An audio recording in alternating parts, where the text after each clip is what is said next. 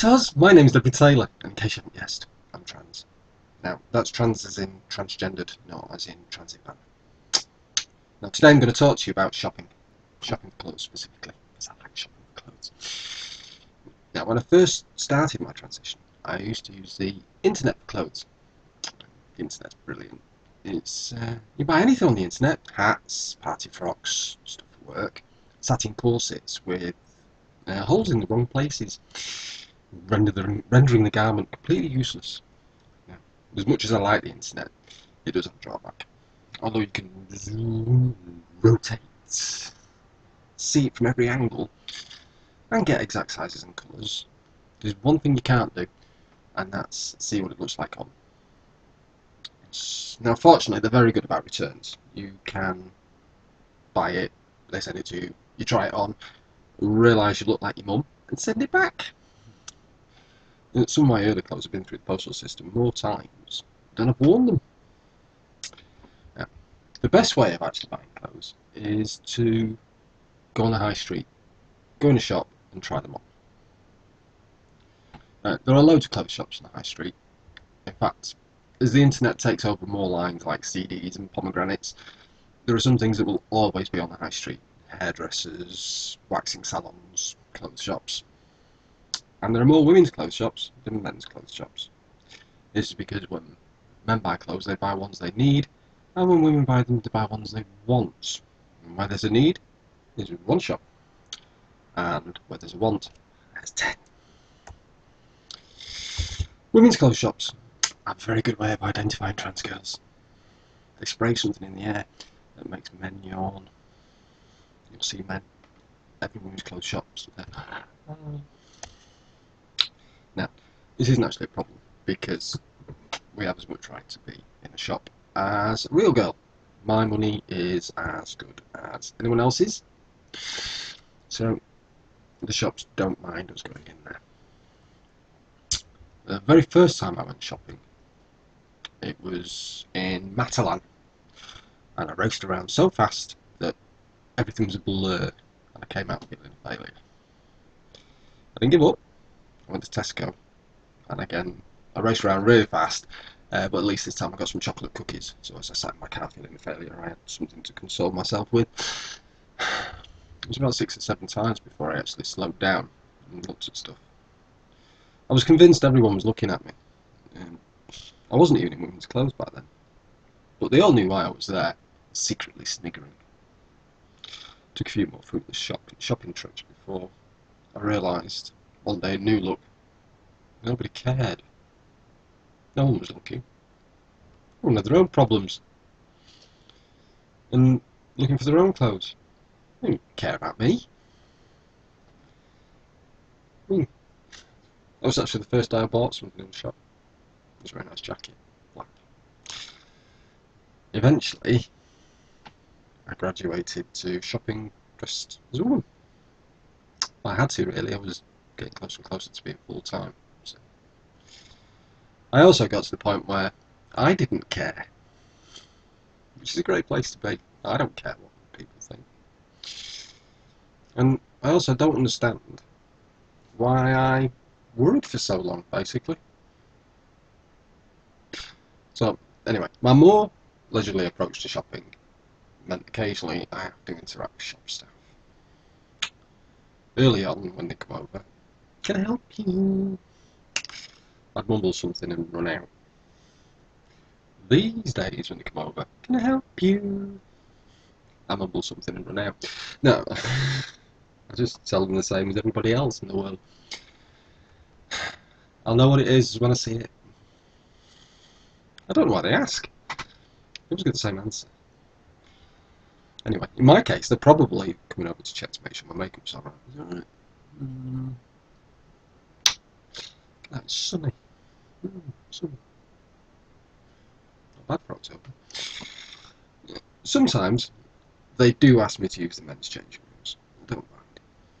But it's rare anyway. I invariably just walk up to the ladies' changing room with stuff over my arm.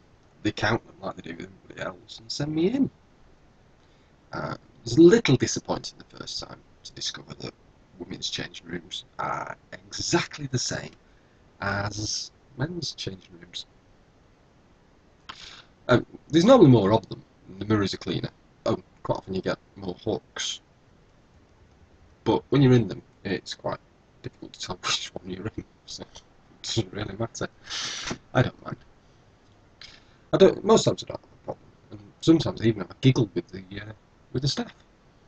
I was in Matalan, and that little card machine thing was taking an age, so the nice lady engaged me in conversation. Asked me where I was going on a holiday. It's like being in the hairdressers. Ironically, I told her, in a couple of weeks we're going to the Isle of Man. Oh, how we laughed. It's not always plain sailing. I have to remember that I have as much right to being there as anybody else. I've not brought a dog in with me. I'm not eating or drinking. No, so it should be okay. There have been a couple of instances where it's not been the case. The worst one, I won't mention the shop, not for legal reasons, I don't want to give them any advertising. There's a woman I later discovered was called Maureen approached me while I had a denim jacket slung over one arm and I was looking at some trousers. And she was quite accusatory.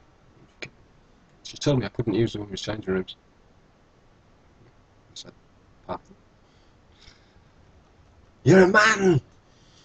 You shouldn't even be in here! She told me. Right. Bear in mind, I look very much like this. It's that kind of outside. Inside I was getting quite embarrassed. Scott was wearing concealer because the red doesn't show. You're entitled to your opinion, I told her. I have every right to be in here. Now the British are very good at ignoring stuff they don't like. Stiff up with it. But a free show doesn't matter what country you're in. Let's go and watch. So I was attracting something of a crowd.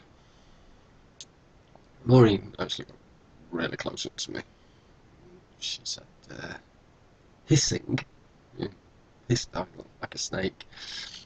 She wouldn't sell me anything, and I'd have to find a till where she wasn't. She also added, before we know it, the shop will be full of trannies. Now, to me that sounds like quite a good money spinner, because we're forever buying stuff. It's expensive being a tranny. I tried to be calm. Please, leave me in peace. I don't want to get you in trouble. Trouble! Trouble's all caused by you. Now, at this point, it was quite a large crowd, and a man in a suit, usually half Maureen's age, came over. This suit was half her age. He was a lot younger. Some kind of manager. They're always young. You've noticed that. And he gave Maureen a very public dressing down, which is when I learnt her name. And then he marched her off. Before the crowd dispersed, I was approached by one lady shopper. She told me I was very brave, and I should ignore people like Maureen. I smiled, but as a general note to all you watching at the moment, yes, that is as condescending as it sounds. I'm not brave. I'm not brave because I don't have a choice. It isn't a lifestyle thing, it's who I am. Fortunately, incidents like Maureen are very rare, and I can shop in freedom, and I've done for quite some time now. So if you're ever out and you see a trans woman shopping, she's just like you. There's nothing to see here. Move along, please. Thanks for watching. I'll try and get another video on soon, or late. Bye.